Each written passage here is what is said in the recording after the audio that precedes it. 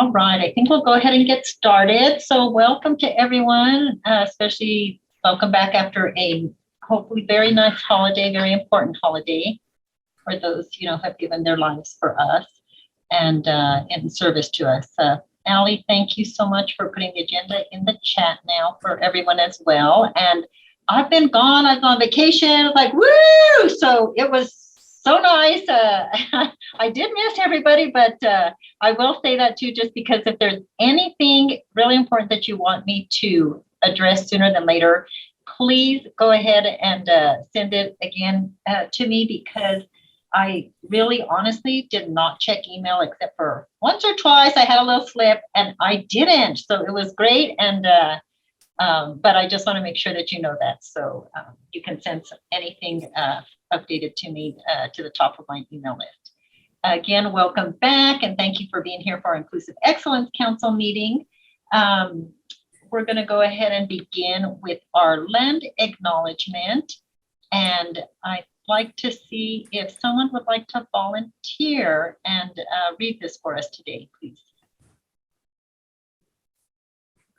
And you can, whoever wants to do that, please go ahead and just start reading it, because I cannot see everyone on here. And if you're raising your hand, I'm sorry, I may miss that. So I'm going to just open it up to whoever would like to read this for us.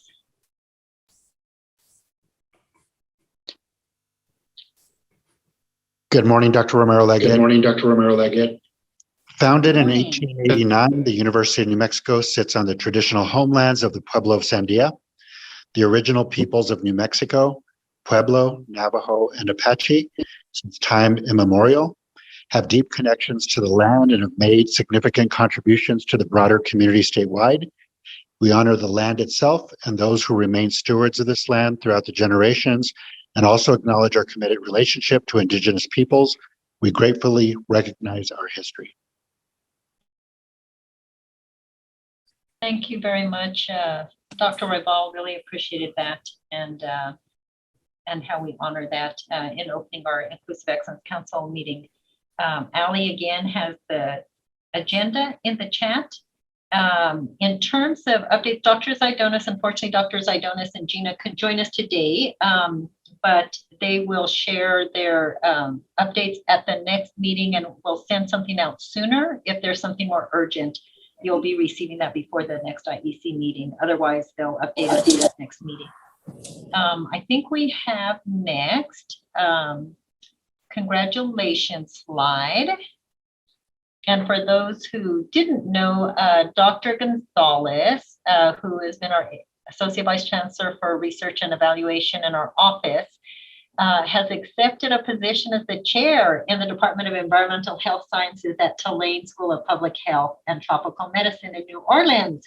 So she is leaving us July 1st and starting this new adventure and new pathway. We're really very excited for her and very appreciative of everything that she's done for us. As you can see here, just the integral role that she's played in her leadership position, and of course in the work that she does in environmental work that she does in her Department of Internal Medicine. But she's someone who's contributed to projects that represent over $27 million in extramural funding to the Health Sciences Center in her time here, and has done so much for the health of communities, again, working with our environment and environmental justice. So we thank her so much for that, and we'll be having, please send her your best wishes. We'll set up a chat board as well, or I don't even know, what are they called, chat boards? I don't remember the name of that, but where we can send some information to her and you guys can send your well wishes. We'll make sure that that goes to people and we can do that for her.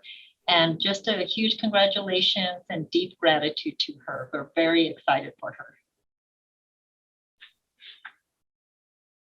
And then our next slide is, I know that many of you have been caught up and read this in the announcements as well, but just definitely something that is just such a wonderful, amazing acknowledgement of the work of the Center for Native American Health and the leadership of Dr. Parker and her team.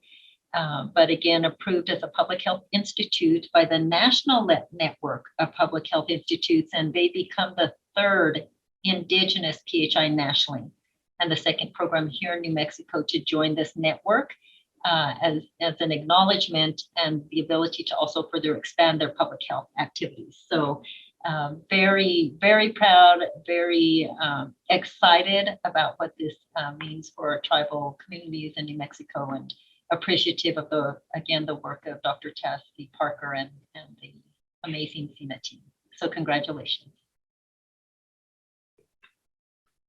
And I believe our next slide, Ingrid, Hendricks, I'll turn it over to you, and I think you have some updates for us as well.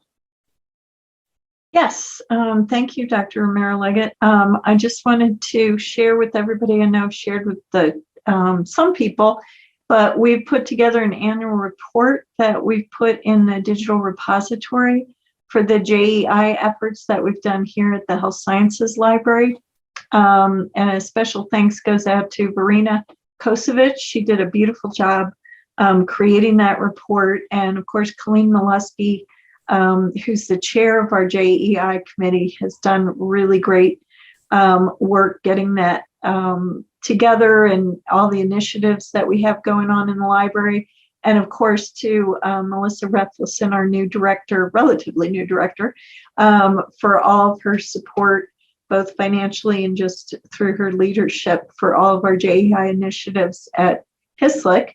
I also wanted to let people know that we have expanded our wellness room. It's very popular with students as a place for them to go to get away from studying and just decompress a little bit. And we had it in a very small little room, and we have the opportunity to expand it into another room that's a little bit bigger. And so we're going to be making that even nicer for students to use, or anybody to use, really.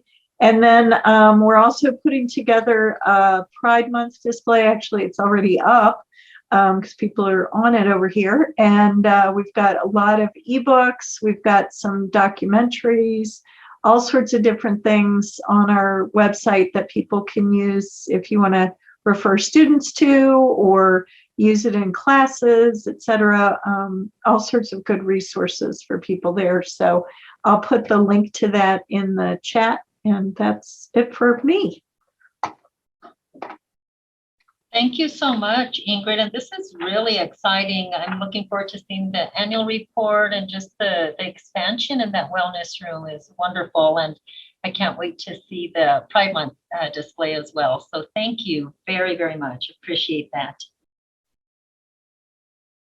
And then I believe Dr. Flegg, and I'm not sure if Javier is here with us as well, but there was an update from Community Engagement Committee.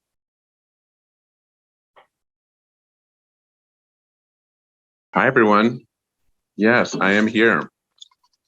Val, I'm just going to tell you, I'm so proud that you did not check email for the weeks of vacation. I'm going to give you like a gold star when I see you next.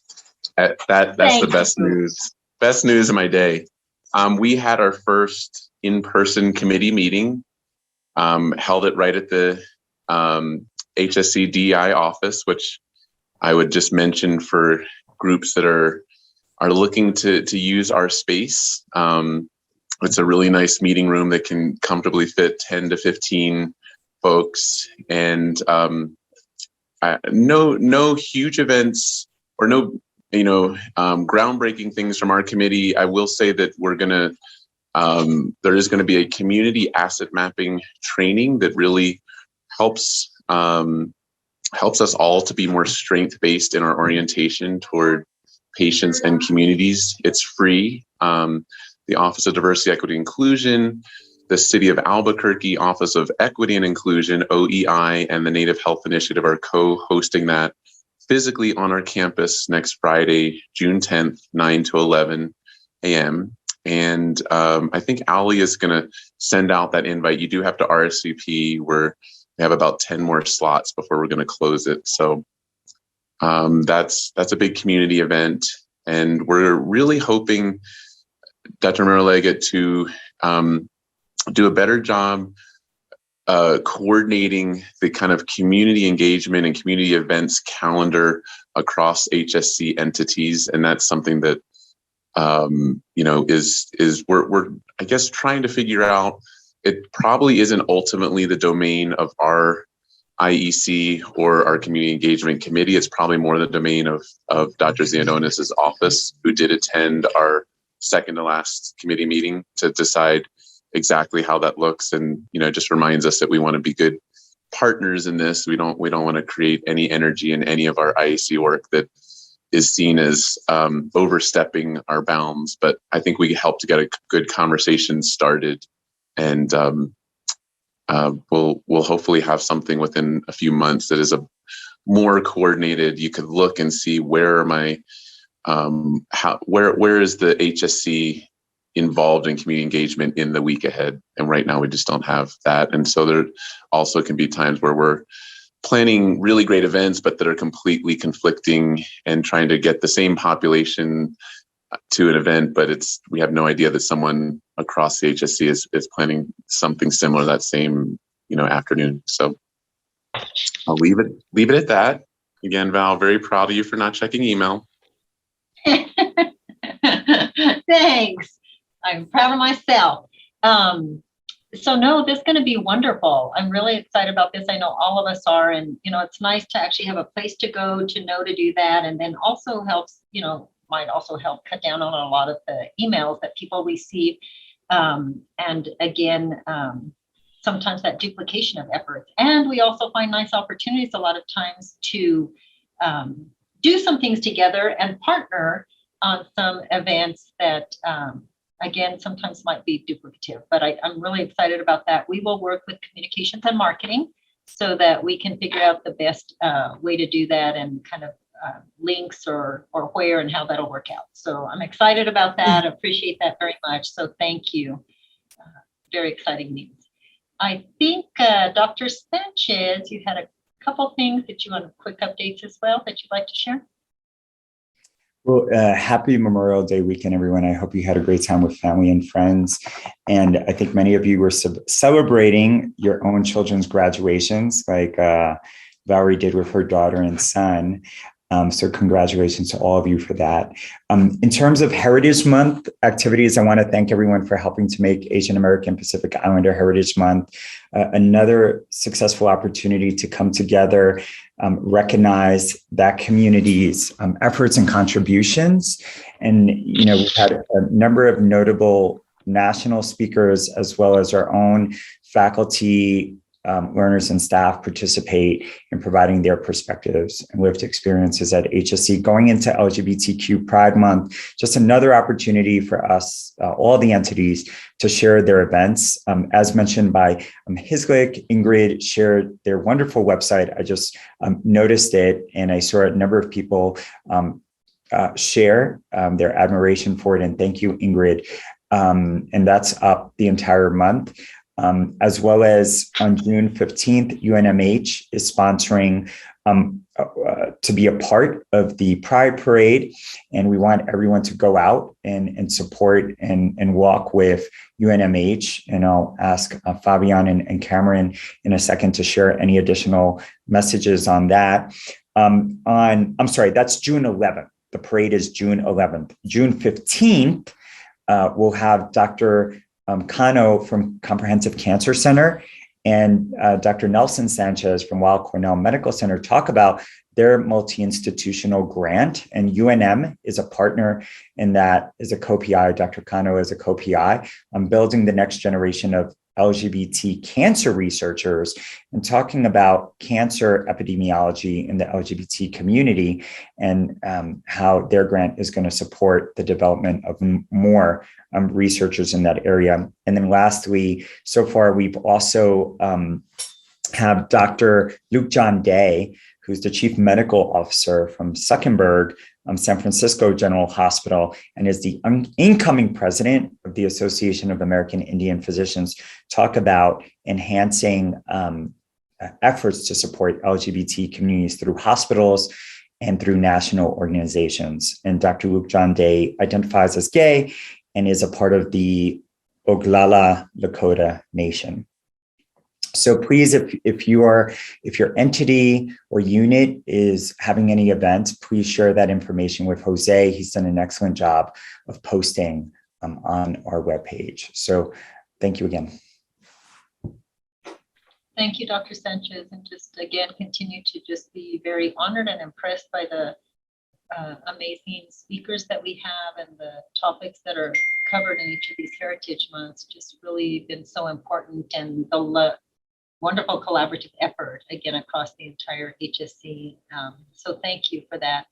And right now at this point, we will open it up for others who want to share announcements and any updates with the group here today. So please, I guess I'm going to try to look at the entire group. If you'd like to raise your hand, I can call on you, but if I'm not calling on you, go ahead and start talking because I could be missing you.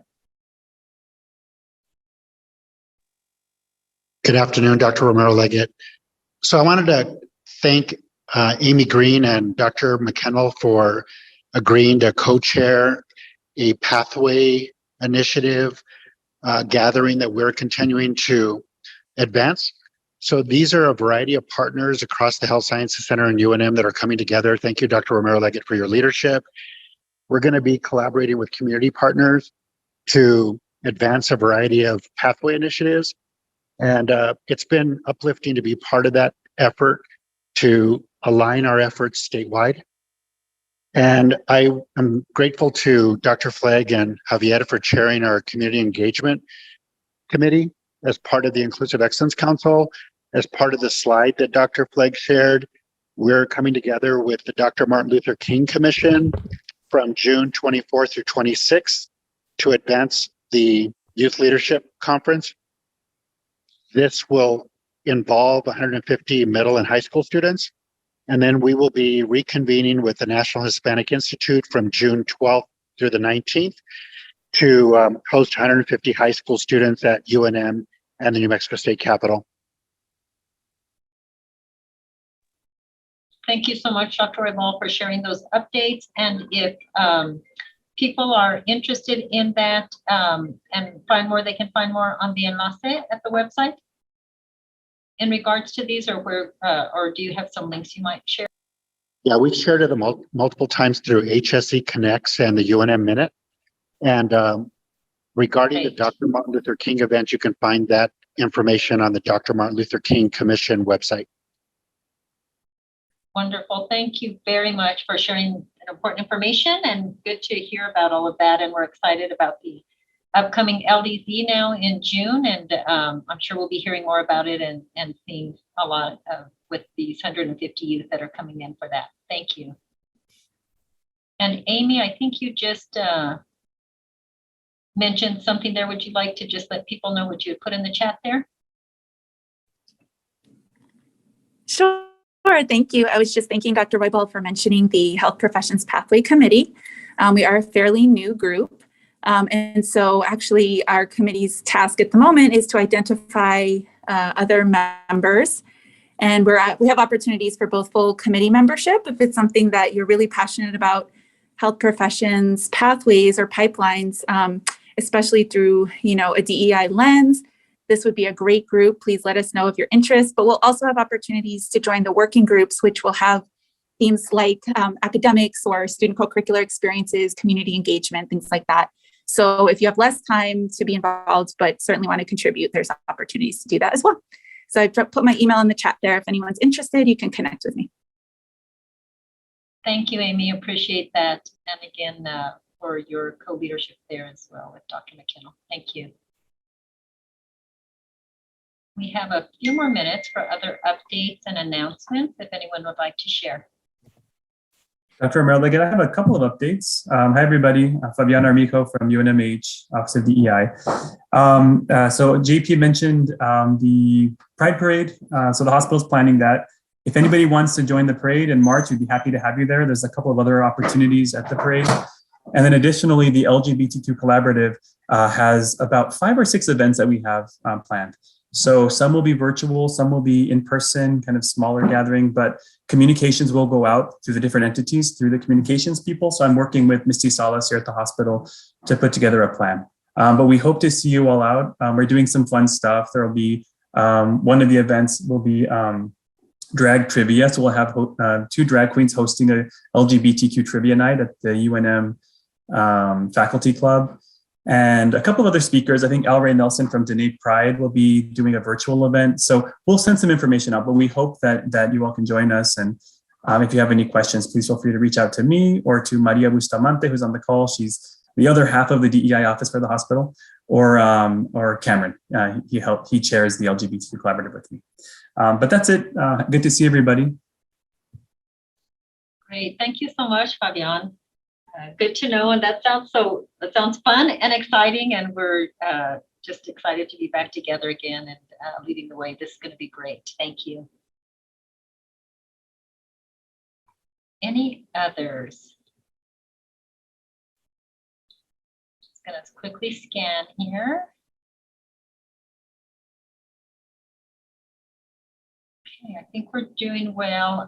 The one last thing I will mention before we, as we go into our next session, is that with our climate survey, just reminding people that we are going to start some of the work for that here coming up now in the fall. But you will be receiving some information prior to the next IEC meeting in terms of how we're going to be involved and what the project plan is and everything. There are some items we're still meeting with the vendor on before we can share that information, but just a heads up on that will be coming. So just to keep an eye out for that.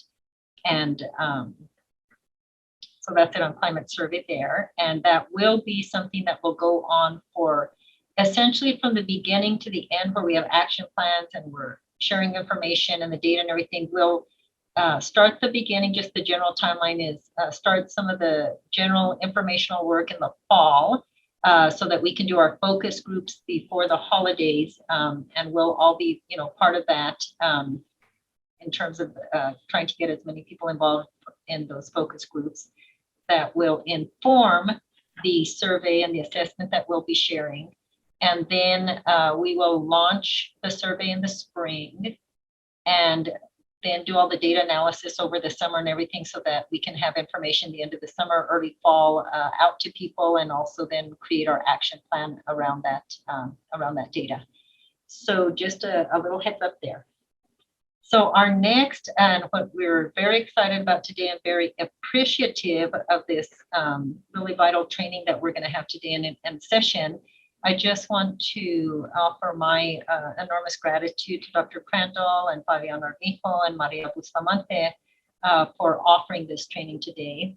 And the Identity Matters course, this resource is really going to help all of us understand the common terms that we use when we're talking about diverse sexual and gender communities and best practices in this area. I'm going to turn it over to Dr. Crandall to introduce the members here and also a little bit more on the topic. And I will tell you that the training is going to be recorded and posted on the IEC webpage as we do all the meetings as a resource for our greater HSC community. But we will stop recording prior to the question and answer discussion. So Cameron or Maria, if you'll, Fabian, pause at the end of the training and allow us just to stop the recording at that time and kind of remind us to do that. So I'll turn it over to you, Dr. Crandall, Fabian, and Maria. Thank you again. Hi, everybody. Can you see the proper version? Or do we need Yes, it's showing UNM Hospital, right. Kind of the first page there. Yeah. Great. Okay, just want to make sure because I have like 3 screens and I don't know actually which one's being shared. So, okay, great. Just some quick introductions. I think probably most people know us, but what we're going to do is give a presentation which we've entitled Identity Matters, and hopefully you'll understand why this is a really key term, and it's really helpful to help you understand really how to kind of navigate and negotiate some of these issues that we're going to discuss. So myself, I'm a faculty member in emergency medicine and also associate vice president for LGBTQ DEI. I've been in that position since about 2015, and I use he pronouns. Fabian Armijo is our executive director of DEI at the hospital. He has many responsibilities, one of which is the DEI work, but also leads the ILS program, the Community Engagement Program, and Native American Health Services at the hospital. And Maria, actually, do you want to go ahead and introduce yourself? Yes, so my name is Maria Bustamante. I'm an educator and staff specialist here for the hospital. I use she, her, and ella pronouns. So those of you who speak Spanish, you can use ella as well. Great. So let's just remember that all our work is rooted really in our values. This is drawn from our HSC DEI values page, and it's really, we have this duty to provide improve the health of all New Mexicans and to serve our patients and the public in the best way that we can. And the issue here for our sexual and gender minority individuals, whether they be faculty, staff, students, or patients, is that we really need to kind of look at our systems and how we interact with individuals so that we can recognize individuals how they would like to be identified. And with this, we will hopefully have happier faculty, staff, productive students, and provide great healthcare for our patients. As a reminder, we have had the Human Rights Campaign Health Equity Index National Designation as a leader for many years. We're also happy to know that Presbyterian Hospital has also received this designation this year. So I think this is great that the quality of the healthcare and our systems of health in New Mexico are getting better and better serving our communities. So I want to start off with just some really quick basic concepts about sex and gender. This can be somewhat confusing for folks, and so I think it's important for us to just sort of review this. One of the nice ways that we've done this in the past is to use what we call this genderbread person. So these are the elements over here which designate various aspects of sexuality and gender. We'll talk about your identity, issues around who you're attracted to, issues about your biologic sex, and finally, how you might present yourself to the world. And that's called your gender expression. So the first concept, of course, is the sex assigned at birth. There's other terms as well, like sex designation at birth or natal sex. Any number of different terms have been used. And this really is to designate the a sex statement based typically on a child's external anatomy. And so when the individual is born, let's say if they have a penis, and they're going to say it's a boy. The problem with this, of course, is that this is simply based on biology, or actually it's just really based on appearance of genitals at the time of birth. And this does create a number of fraught problems. Another issue is that on the birth certificates, currently your only options are male and female. And so some individuals that are born intersex are going to have a difficult time with this piece of information. Now, we have created a new process. The state has a new process to allow individuals to have an X gender, but that requires it to be done later. It's not something that's done initially when the person is born. Now, gender identity, again, identity matters. Is the notion of a person's internal sense of whether that they're a man, a boy, male, or a woman, a female, girl, both, neither, or even potentially another gender. By the way, these little callouts you see on here with little checklists, these are drawn from our About Me form, which is what we offer to patients so that they can self-identify. Oh. So quickly here, this is often one that folks will have a difficult time understanding or grabbing what the terms mean. And again, remember, identity matters. And so a transgender man is someone who identifies as a man, but whose sex assigned at birth is going to be typically female. So to remember the term, remember identity matters. So this individual identifies as a man.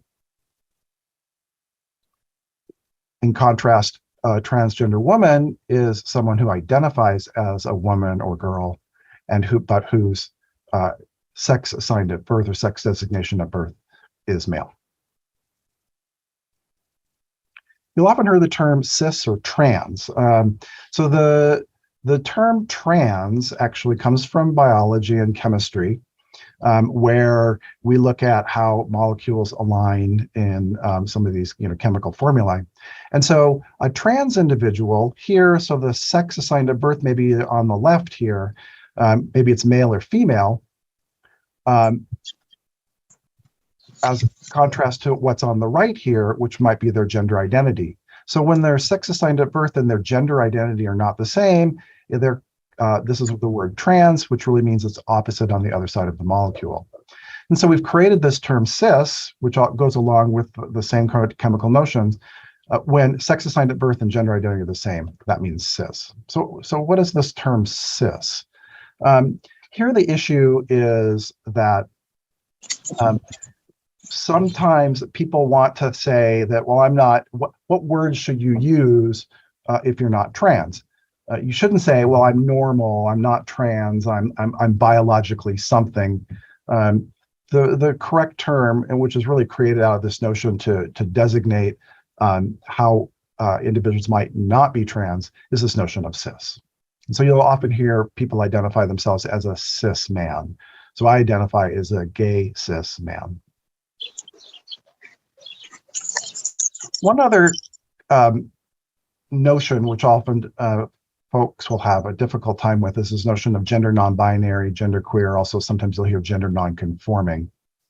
So in these circumstances, you'll have a person who identifies as non-binary. So one of our challenges in both sex and gender is that while we have typically created this binary man-woman, or that's the gender term, or the sex, which is male-female, again, as binary, really there are various gradations of both sex and gender. And so these terms, gender non-binary, gender non-queer, hopefully we'll pick up some of these variations. And so a non-binary person, for example, who's designated female at birth, however, they may identify as a non-binary person. So they may be identified both as a man, both as a woman, neither, both. It really can vary for that particular individual. And then the term sexual orientation is probably the one that folks have the easiest time with. This is really just the notion about how an individual would characterize their emotional, romantic, or sexual attraction to others. And these are the terms, straight, gay, lesbian, bisexual, etc.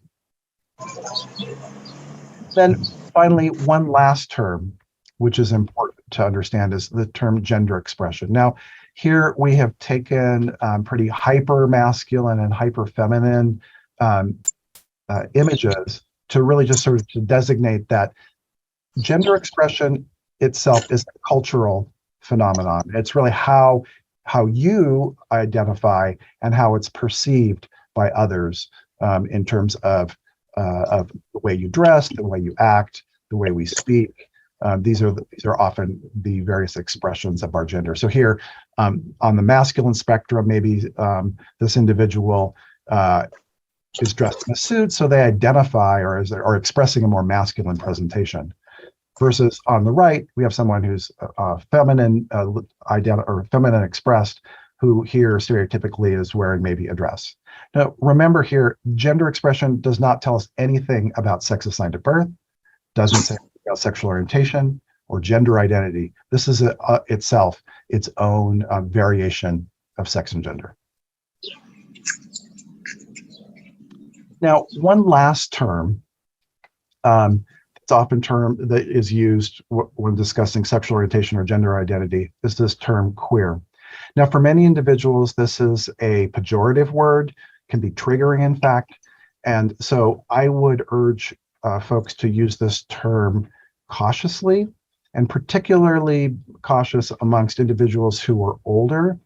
Historically, the word queer, of course, was used as a slur, and so it is often triggering for individuals. However, in more recent years, this has been a reclaimed word and is a term that is used to designate someone whose sexual orientation or gender identity is just outside of the norm.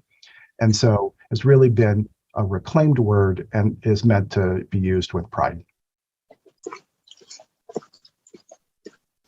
turn this to Maria. Okay, so why are we talking about this, right? The heart of it, right? Our words matter. So the words we choose to convey our thoughts and feelings, aside from nonverbal communication, words are really the heartbeat of our relationships, right? If you think about it. So when we misuse words or maybe truncate our sentences to save time, we're dishonoring ourselves and our relationships. And another thing worth mentioning, though, is it can also be the difference between someone postponing treatment or seeking the medical care they need because they may feel discriminated against or unsafe. So again, we talk about health disparities and outcomes. And so that's something that we look at when we communicate, right? So these words are important, right? So go ahead and click on there, Dr. Crandall, if you can. So intersex is an umbrella term that describes bodies that fall outside the strict male and female binary. And there are a lot of ways that someone can be intersex, which can involve genitalia, chromosomes, hormones, and other secondary sex characteristics. But being intersex is a naturally occurring variation in humans. One word we never would want to use, hermaphrodite. So this label is an out-of-date term, and it's used to pathologize bodies, right? So this treating them as if they're outside of the norm. It only adds to confusion about the reality of being an intersex person. And this is a very stigmatizing and misleading word. Next slide. So being intersex is also more common than most people realize. It's really hard to know exactly how many people are born in intersex, but estimates suggest 1 in 2,000 people born in the US are intersex. So think about it like this. It's a naturally occurring variation, and it's about as common as people with red hair. So that's about 1 to 2% of the population. So if you've met someone with red hair, you've probably met someone who's intersex too. Next slide. So again, when we talk about our words in sexual orientation, and as Dr. Crandall had explained, queer is a very complex, multifaceted word, right? And it's used in different ways and to mean different things to different people. Again, it's a reclaimed term, and in some circumstances, right, queer has been used against people. So again, you can see how they would be very uncomfortable with this word. So again, in some of these cases, we often give this course to frontline folks, and one word that comes up oftentimes, which is if they're unfamiliar with, is questioning. So this is a term used to describe people who are in the process of exploring their sexual orientation or sexual identity. Next slide. So again, when we talk about gender identity, cisgender, meaning and referring to someone whose identity, who identifies as the sex or gender designated at birth. And if you can click on the slide again, Dr. Crandall, because I want to talk about which words we should never use, right? So tranny is a derogatory term or slur. And again, we never want to use these words because again, it's dehumanizing, right? Again, if we look at transgenders and transgendered, transgender should always be used as an adjective, right? Not as a noun. So again, we say transgender patients, transgender people. Again, we want to humanize people. Is there anything else you'd like to add, Dr. Crandall, to this? No, that's great. I mean, I think it's most important to really use the words that individuals use. And so we'll come up with this notion also of affirmed and chosen name. Their identity is really to be respectful of the individuals, is to understand how they identify and to use those terms that they use. We can go to the next slide.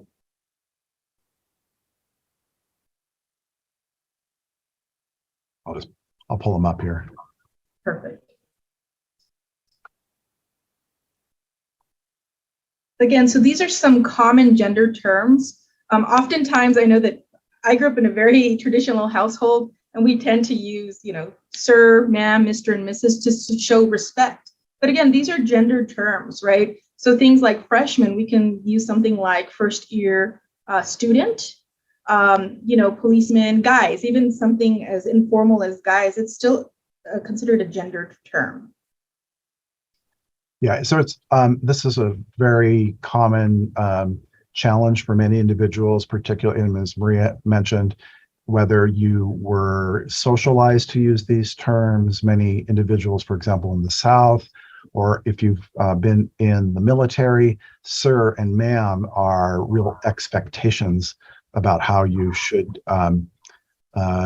address individuals. I'm not saying that you can't use these terms, but you really need to first identify how an individual identifies before you would end up using any of these terms. And since you probably don't know an individual's gender identity, it's best to really just generally avoid gendered terms. So maybe we should take a quick break and check in, just make sure that if there's any questions before we move on to our next little section.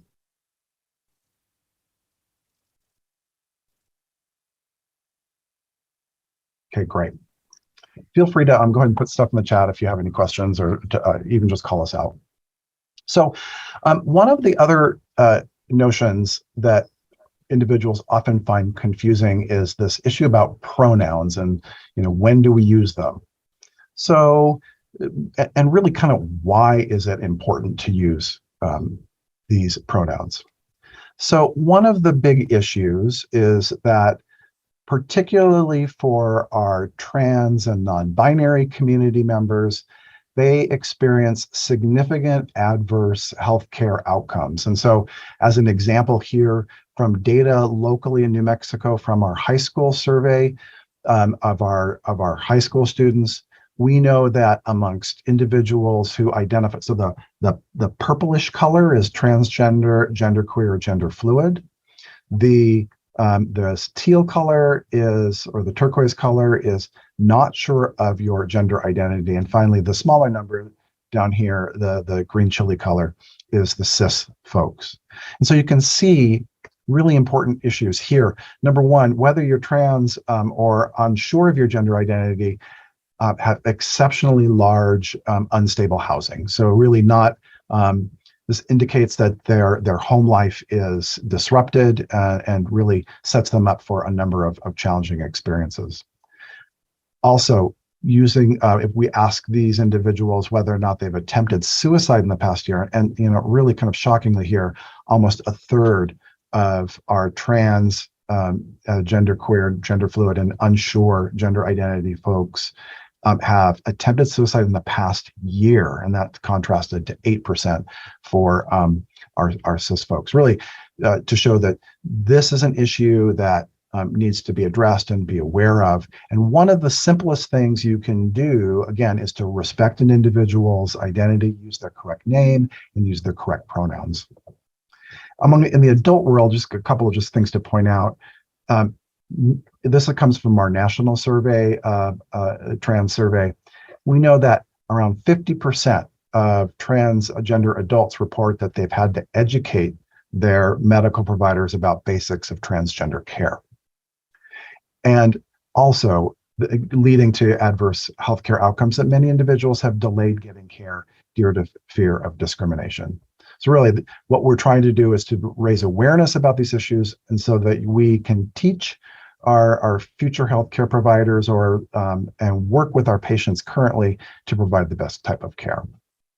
So it's important to use pronouns because it creates a safe space for people of all gender identities.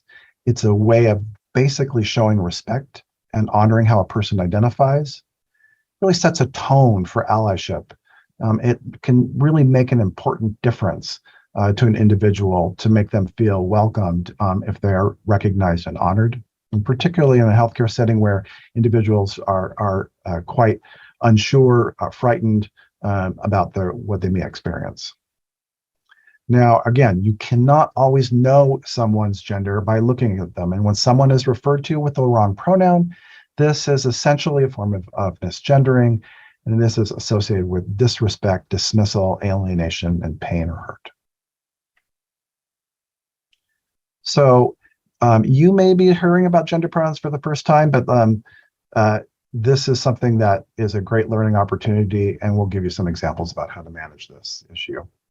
But first, we're going to have a brief video. Hopefully this will play and you'll be able to hear it.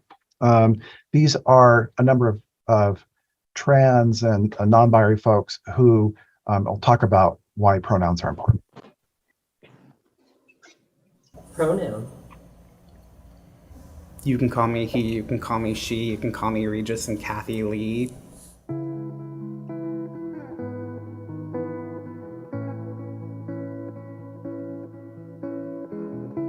Simple. Pronouns are not hard, but people's understanding of them apparently is.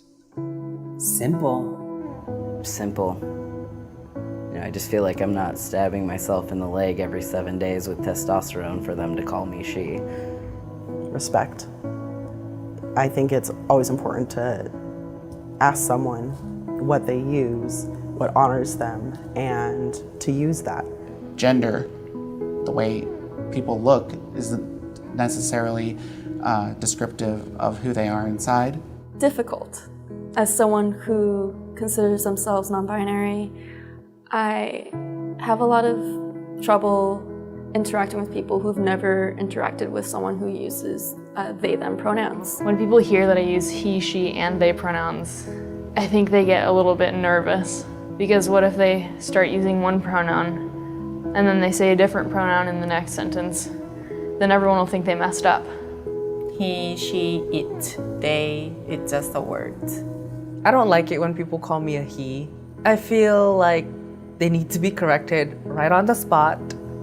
When someone knows about my fluidity and chooses a pronoun that resonates well with me in that moment, yay. Key to educate oneself about who you let into your life and how they want to be identified. Useful. If anything, I'd be more hung up on the need some people feel to attach preferred. That could give people an inaccurate idea of what being trans is, because my pronouns aren't preferred, they just are, because my gender's not, you know, a desire that I have or like a wish or something. It's who I am. It's just part of me. Useful. I mean, it's easier to talk to somebody when they know how to address you. Feel good about pronouns. It feels great to have the ability to choose your own pronouns. Constant. That is a thing that I constantly have to fight for. All my friends and family are on board, so I don't have to worry so much. But I always worry about what pronouns strangers are using for me in their heads, which is really just a silly thing I should not even be thinking about. Individuality.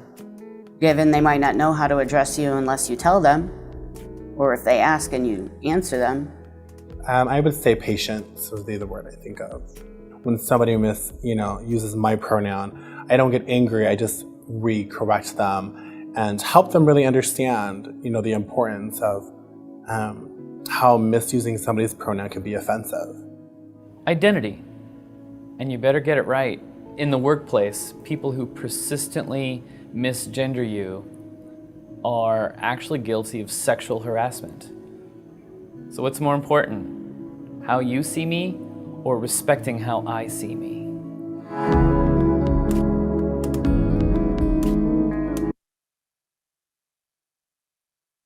So one of the terms that's used, and I've used it, and we haven't really defined it, is this notion of misgendering.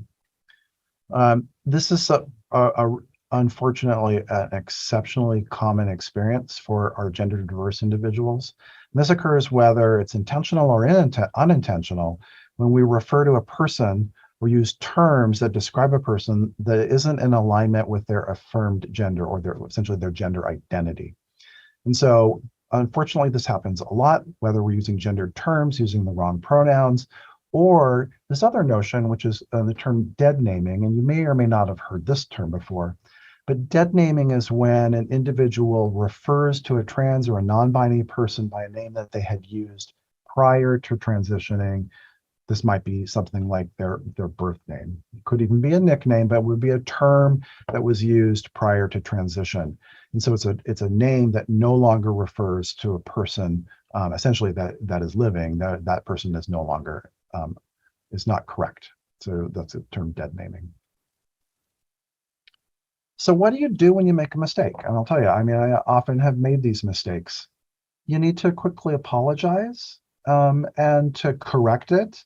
and to move on. Don't dwell on it. You can just say, hey, I apologize. I'm sorry I used the wrong pronoun or your name.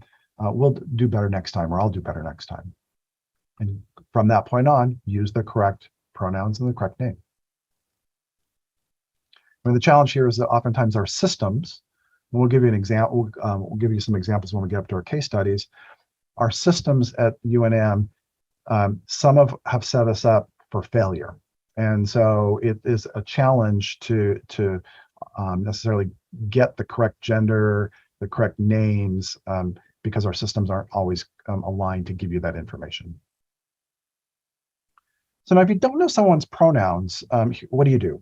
And here's what I do. When you introduce yourself to someone, you should give your pronouns. You should ask them how they would like to be addressed. Now, an individual who is gender diverse, they know what you're talking about. So if you say, hey, my name is Cameron, I use he pronouns. How would you like to be addressed? They'll understand what you're talking about. So here, good morning, my name is Charlie. I use they, them pronouns. How would you like to be addressed? And that individual gives them a chance to tell you their name, which might be different than maybe what is on the class list or on the maybe on their insurance card. So you'll be able to understand their identity, but you need to now, once you know it, you need to use it. Now, sometimes you don't know a person's pronouns. What do you do in this circumstance? And you really can't interact with them. Maybe you're talking about someone in the third person. So what do you do? Well, the most easy thing, or here's 3 ways of doing it. And this is super common. I would suggest you use they pronouns, they, them. Now, individuals often say, well, that doesn't make any sense. That's a plural. But we use this term all the time. We say to somebody, can you hand it to them, right? Hand it to them, which is hand it to them. And so really, we use this term quite a bit. When you're talking with an individual, of course, face-to-face, you're using second person, so you're using you pronouns. Those are not gendered. Or you can use the individual who's seated in the corner, right? Not the woman in the corner or the man in the corner, but the individual who is seated in the corner. And of course, always appropriate to use a person's affirmed name, right? Not necessarily their dead name, or potentially another, also sometimes referred to as maybe a legal name. All right, we're going to transition here into doing some activities. If you have any quick questions before we move on, otherwise we're going to run through some scenarios and give you guys a chance to participate. And Maria's going to do this. Thank you, Dr. Crandall. So this is our interactive portion. So hopefully you can interact here through the chat, or feel free to unmute. So if we can go to the next slide. Okay, so we're going to read this here. I'm going to read this out loud. Your new coworker, Dakota, has told you and your other coworker, Bob, that they are non-binary and use they, them pronouns. Later that day during lunch, Bob reveals to you that he is fine with non-binary people, but thinks using they pronouns doesn't make sense. You tell Bob you don't have to agree, but still need to use the pronoun Dakota asked you to use. So we say cool or not cool, but in your thoughts about this, what do you think? Is this okay? Is this not okay? And feel free to use the chat or unmute. So what Bob said is not okay, but the response is okay. Excellent. And again, as Dr. Crandall had mentioned, really honoring people's identity, right? They're going to tell you these are the pronouns that I use, and we should respect them, right? So excellent. I was going to say this is something that's super common. We originally created this presentation with Sarah Leister, used to be in the hospital's health literacy office, and Sarah would often talk about her dad doesn't understand these they pronouns. What is it with these they pronouns? They say it's grammatically incorrect. Well, it's not grammatically incorrect. It's just non-standard for use, at least in terms of sort of the way you're taught grammar when you come through school. So there's a question in the chat. I've been confused when I see them, she, them as preferred pronouns. What do we use when communicating, and what would I use to address So she or them, right? They or them. So that person is telling you that they can use she pronouns as well as them. So they, them. Right? And so this is also indicating to you that this is not 100% certain, but this suggests that this is a non-binary or gender fluid or genderqueer individual who would use both a gendered pronoun she, but also a non-gendered pronoun they. And either would be appropriate. When an individual offers both, you can use either.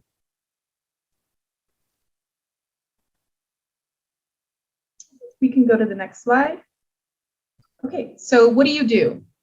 Brian is a student and has worked in biochemistry for 3 semesters. They work there Tuesday and Thursday after class.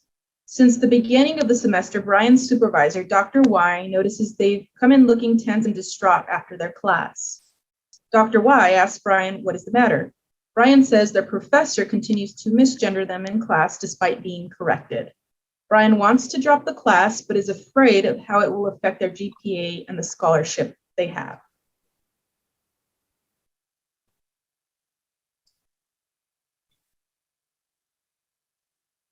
We'll take a few minutes, and some of the questions we'd want to ask.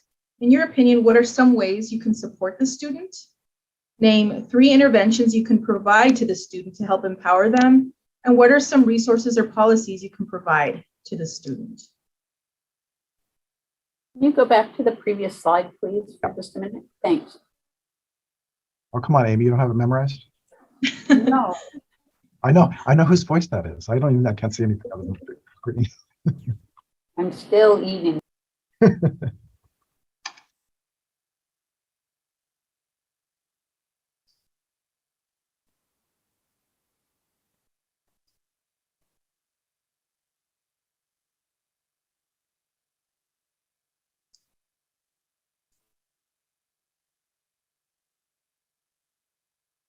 Any thoughts on how we can support the student?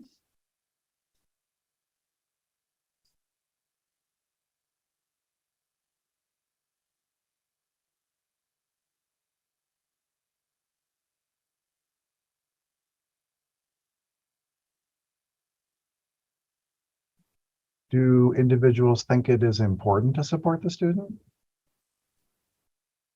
Is this something we should be doing?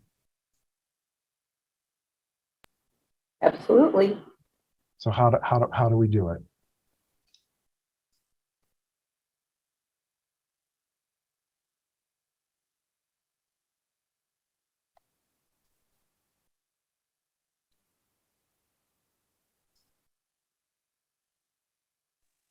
This is Anthony. I think one important first step would be getting a sense of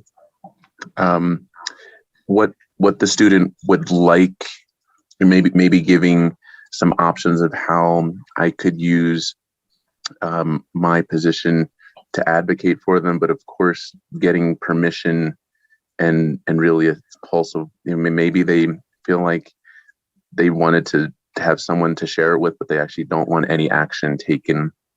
Of course, letting them know that this is violating their rights as a student, and even if they don't want you to intervene, I would think the student would really appreciate at least the offer to say, I feel like as one of your other faculty, I would like to have a conversation with this other professor. Are you okay with that? But of course, it's tricky because it may put them in an even tougher position if they're still in that class. But I think just showing that you're willing to advocate for them, however you identify yourself, but you do have a position of power as a faculty that can be used to advocate for them.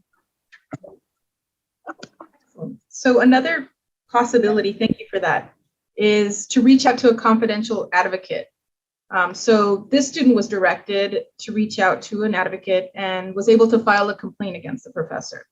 An educational conference was held with the Office of Equal Opportunity, and the professor was made aware of Policy 2720, as well as the impact of constant misgendering.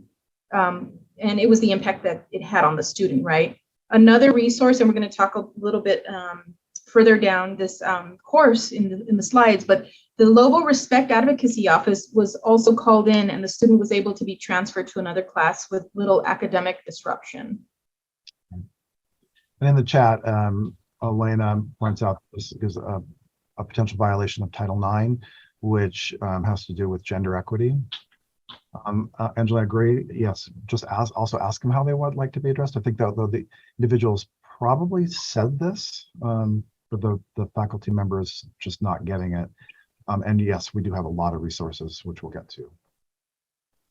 And I appreciate, as they were talking about it too, a lot of times just to reaffirm the importance of gender to the student, right? Like when you reach out and you just acknowledge that too, I feel like goes a long way, you know, for all of us, but certainly in this case, that you know, kind of what I was hearing as Anthony was speaking, but I just wanted to reiterate that piece of it.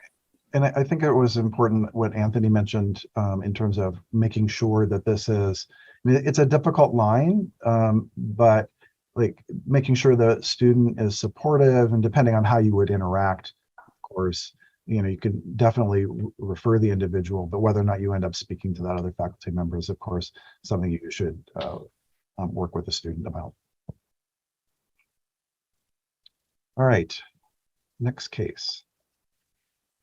Okay, so a group I'm of sorry, Maria, one question here.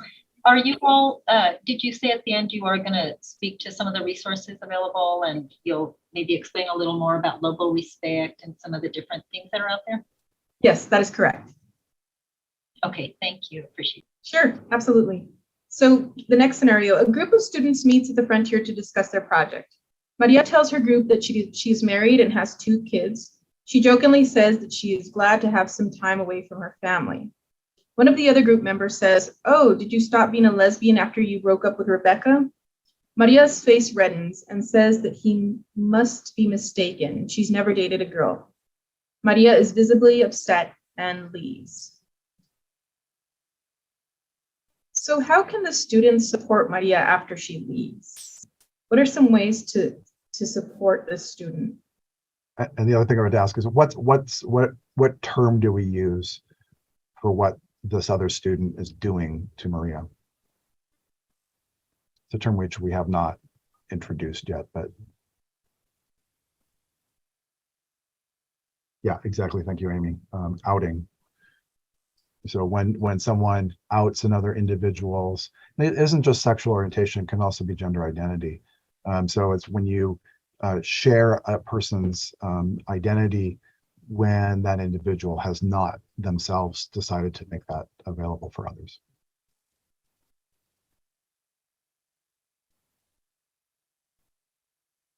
And we also know that statistically, 1 in 7 trans people aren't open about their gender identity to anyone in their family.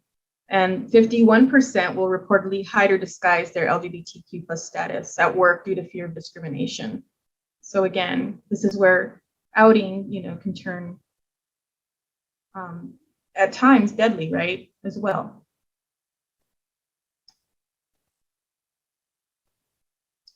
So what kind of ways do you think these students can support Maria?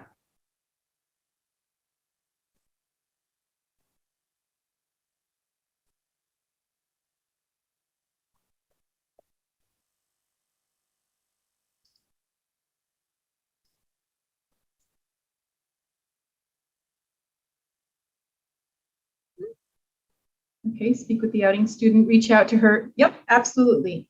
Reach out to let her know that you want to connect with her, right? So again, and you know, checking in on the student, right? That's a really important part of it.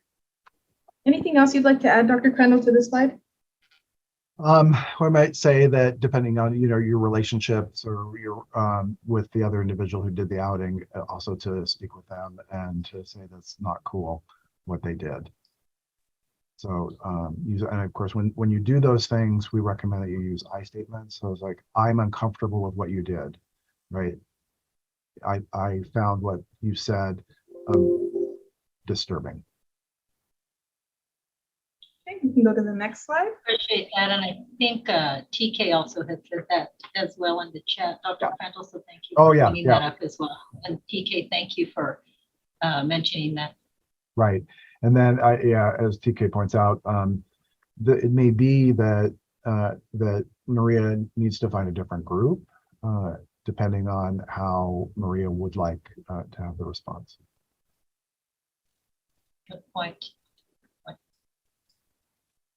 Okay, so Lisa is in grad school and works as Dr. Q's graduate student. Dr. Q and Lisa have a good rapport. Lately, Lisa's been sharing less, avoiding questions, and not meeting in person. As a result, projects have not been completed. Dr. Q asks to meet with Lisa, who agrees to meet only via Zoom. Once the meeting begins, Lisa does not turn on the camera. Dr. Q asks how Lisa has been doing. After a long pause, Lisa tells Dr. Q that she has begun transitioning. Lisa is afraid if she discloses her affirmed gender, she will lose the support of her committee and may be excluded from potential funding opportunities. So if we go to the next slide, there's some questions there that we can look at. How can Dr. Q support Lisa initially? What services can Dr. Q provide? And what are some proactive measures Dr. Q can take so that Lisa's identity is affirmed and honored?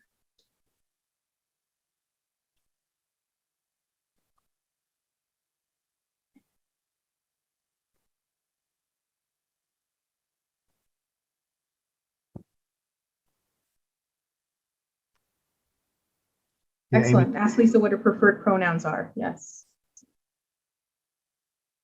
I'm going to correct Maria, which is one of the common things. They're not preferred pronouns, they are their pronouns, right? This is a common experience. I say the same thing often because we have used the word preferred name, which is not necessarily the best term. It really is just what is the name that they would like us to be addressed. And so it's oftentimes chosen name, affirmed name, but it's also referred to as preferred name. We have to just watch out for the, saying what someone's preferred pronouns are. They are their pronouns, right? Dr. Crandall, thank you so much. Dr. Crandall. Oh yeah, sorry, Dr. Ibala. I was just going to say that is helpful because I know a lot of them. I do the same thing. So thank you for. Yeah, I mean it's so easy. I say the same thing often. It's just we make mistakes. I use the word guys. I do all sorts of that. It just happens, and we just need to recognize it and correct it when it happens. Sorry to interrupt, Dr. Romero-Leggett. Dr. Crandall, this reminds me of the Affirmed Name Initiative, which you were instrumental in advancing. So you might remember that we made a deliberate decision to call this the Affirmed Name Initiative versus the Preferred Name Initiative. So I just wanted to mention that initiative to the entire group and thank everybody who has supported that effort. Yeah, thank you, Lawrence. One of the challenges in this is that we use this field, at least in the healthcare setting, to allow individuals to tell us, again, essentially, in some instances, what is truly their preferred name. Maybe they go by Junior, right? It's a nickname. And so the other name that's listed is okay, but it's not the one they prefer. And so it's a balance sometimes between using terminology that would be most honoring and supportive of gender diverse individuals versus the cis community, which, also that term, you can certainly always use affirmed and chosen, but preferred might be a more understandable term for them. So it's, it's just kind of complicated.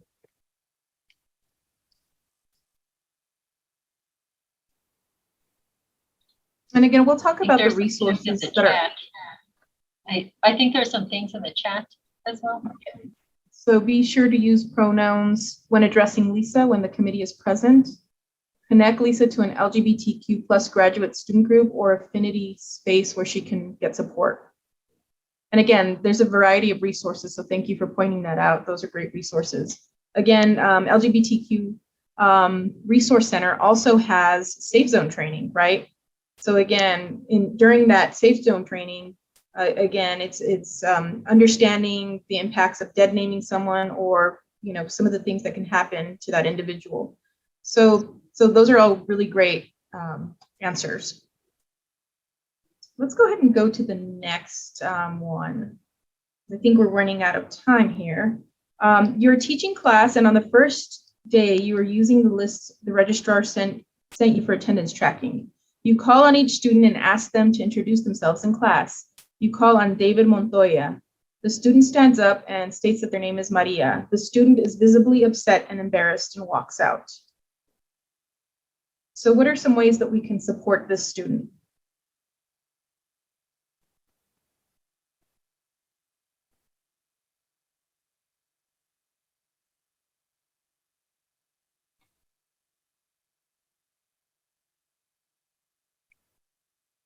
And it may be that, how do we fix this problem from happening?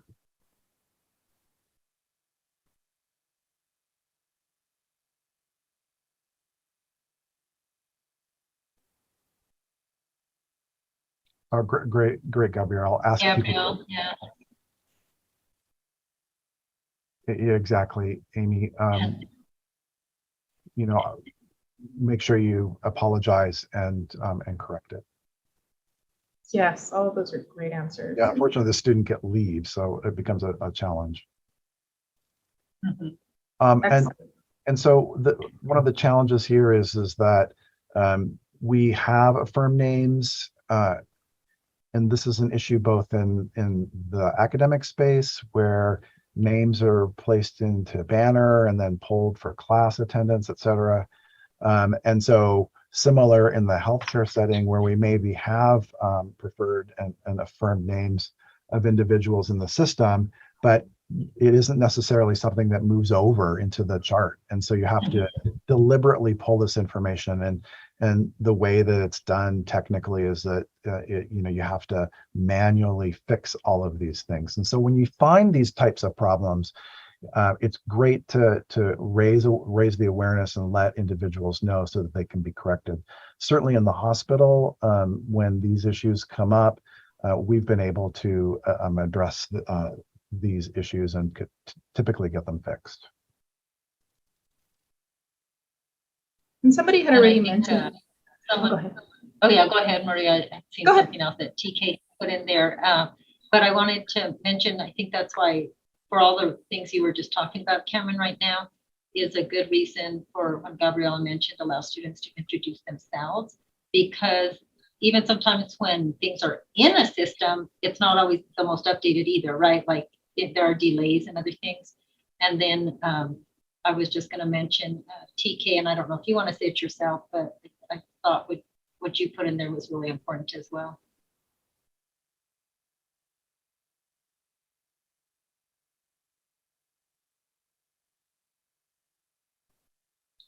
Oh, sorry, TK has to be quiet.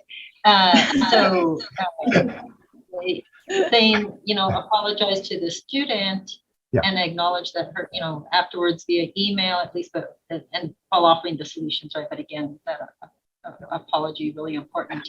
And Cameron, I was just wanting to understand, were you saying that within banner or at the end you'll talk about kind of some of the systemic things that we have in place as well? Yeah, so there are ways of getting your firm name within the system, but so there's a difference between putting information in the system, and then there's a difference between using that information effectively. And so typically, though, unfortunately, it's that you can put the information in, but then you have to manually, connect that piece of information to various places wherever we need them. And class lists is one of those places. And the Affirm Name Project was definitely, we worked to change the class lists so that affirm names show up. Thank you. Yeah. Okay, so Dr. Crandall, I think you'll take these. Sure, I can do this one. Yeah, this comes from a patient complaint. So you are caring for an individual who's suicidal, who identifies as trans. And per your policy, this is actually the hospital policy, you need to, as part of the safety plan, to ask the patient to remove their clothing and to put on a gown. So how do you make this patient more comfortable? And why might this be a problem?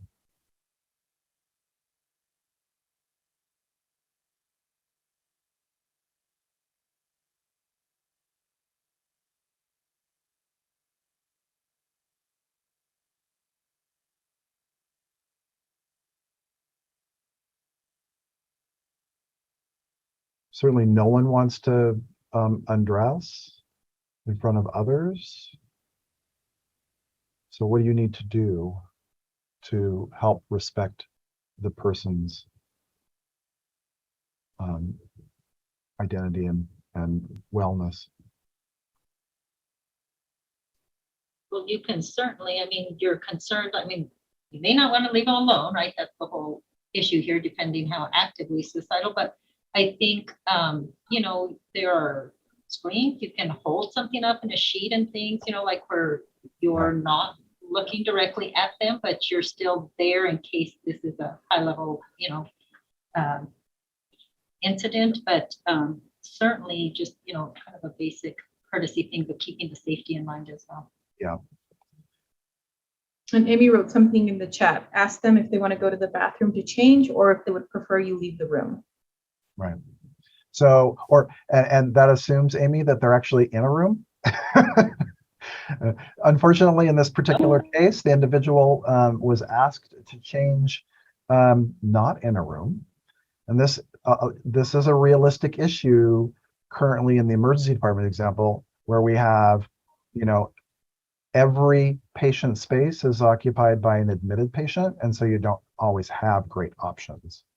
They may not be in a room, they might be in a hall area. And so we need to recognize that this is very triggering for the individual, and we need to use our principles of trauma-informed care to recognize that this is a particularly, it's true for everyone, but it's even more important for individuals who are gender diverse to make sure that we provide them with the privacy so that they can, you know, do what you're asking. And the other thing is that you need to explain why you're doing it. Thank you, Gabrielle. We need to explain why it's important. And the reason is that this is an issue about patient safety, whether or not they might have, maybe they have some pills or they've got something, you know, cutting instruments that they might injure themselves. So it's important to remove those potential harms.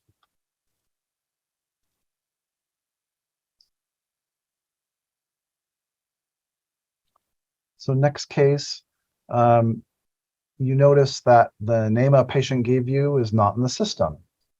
So this might be in the clinical space. So you ask them, what is your real name? I should have read that less sarcastically, sorry. What do you do? And I'll say, is that a good thing to do, or are there alternative ways of expressing that?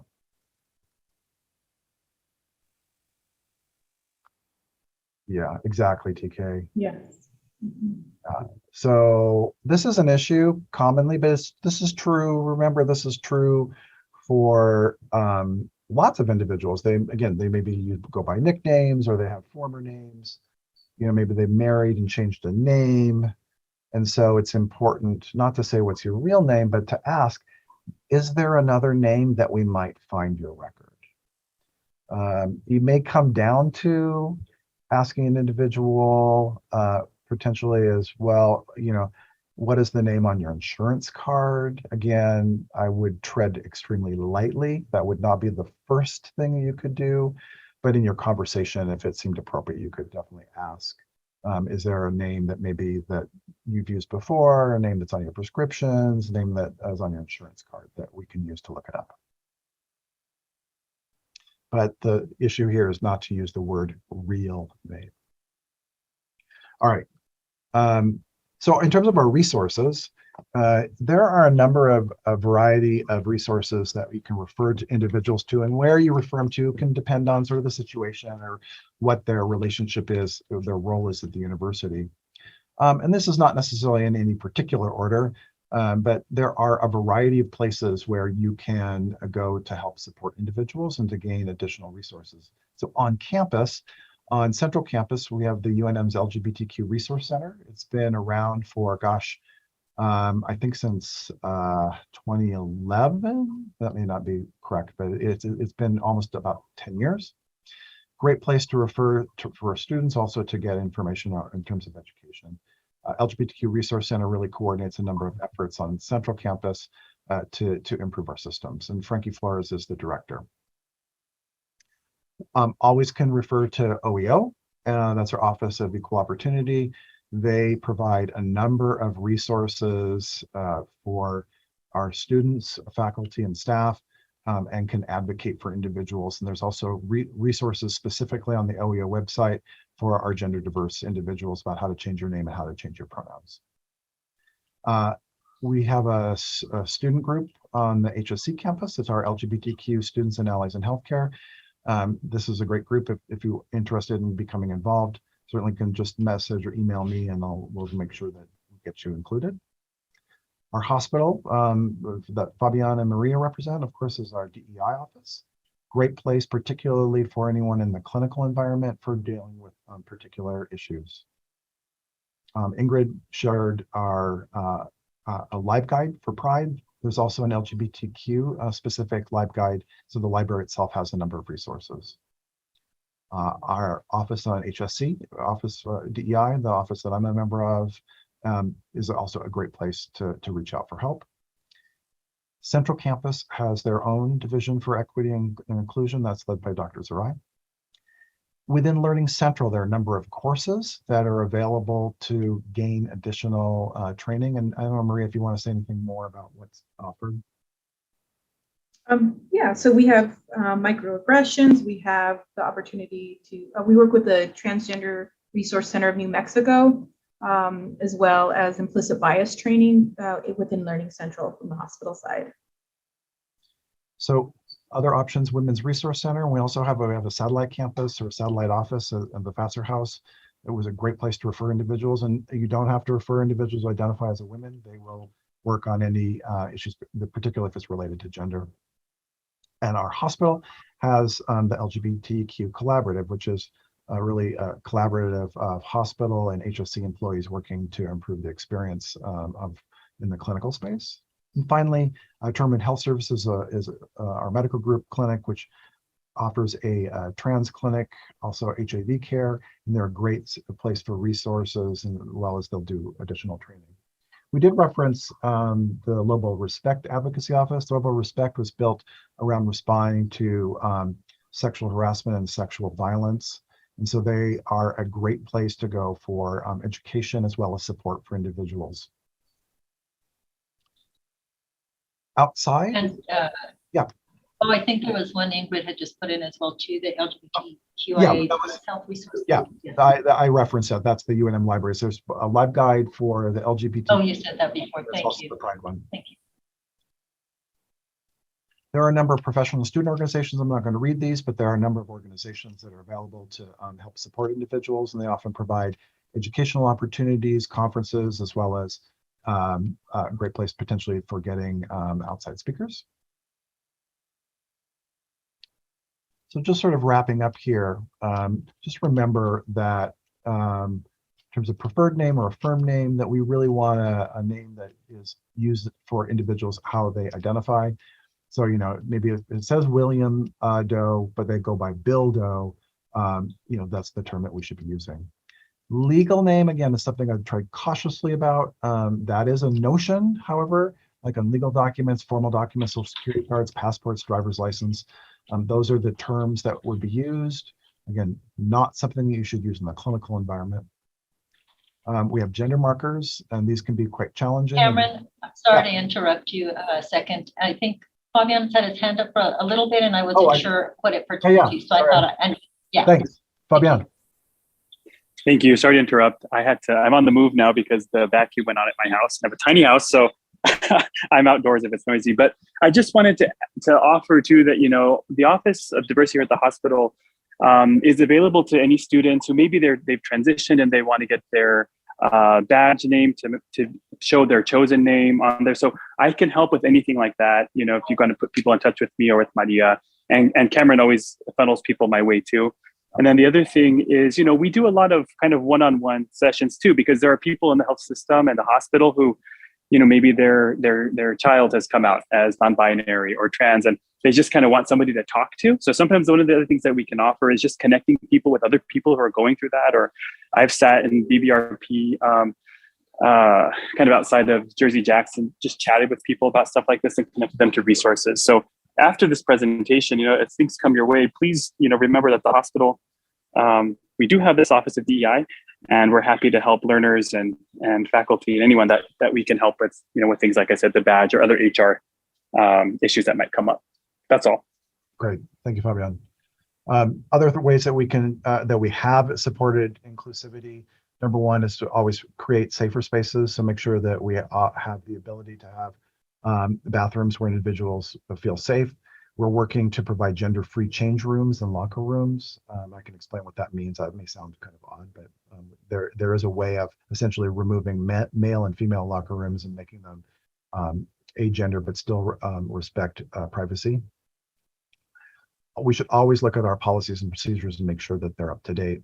And the affirmed name, preferred name process really provides a number of ways to change it. And thank you, Fabian. We should have on here changes of our HSC IDs can certainly be done to coordinate that, but all these other places, an individual can update their information. We're probably running out of time, so I'm just going to skip this portion, but just know that we have made a ton of work in the hospital to make this something that supports our patients. And just really our last slide, how can you be an ally? Really, it's being open, learning, listening, educating yourself. Always remember to check your privilege. Most of us are cis, and remember what that privilege is associated with. And really don't assume, right? You need to ask individuals as how they identify. Remember that being an ally is not a status, it's not a label, it's an action. It's how you act.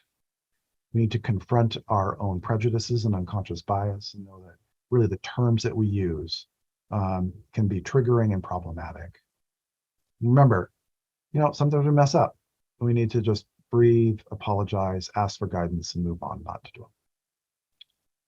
So I think that's it, and happy to stand for any questions.